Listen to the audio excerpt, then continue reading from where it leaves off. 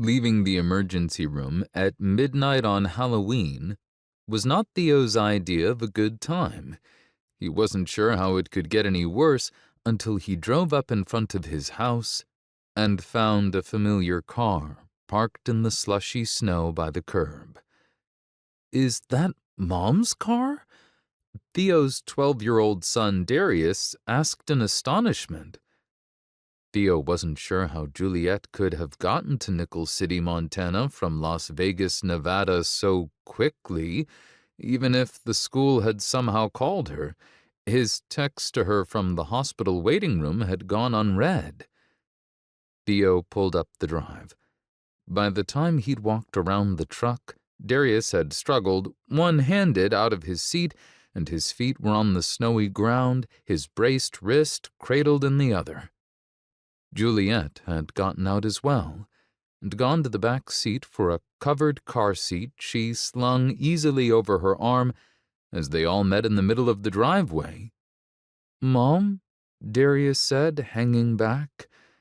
It had been 6 months since they'd seen each other, and he obviously couldn't decide if he should be mad or happy.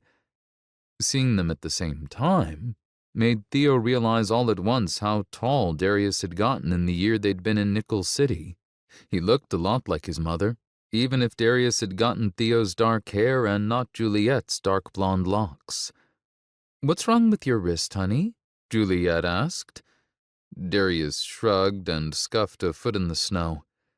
"Darius just took a nosedive off the bleachers at school," Theo said, choosing not to share his suspicion that he'd been pushed in front of Darius.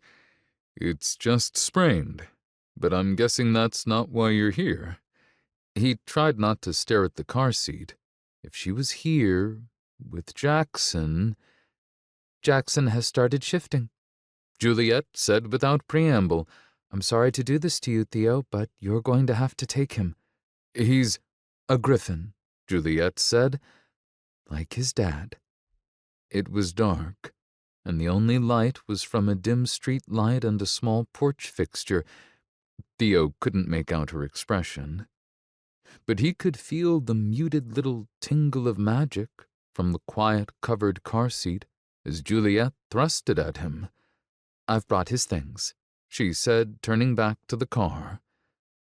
Jackson. Theo clutched the car seat against himself.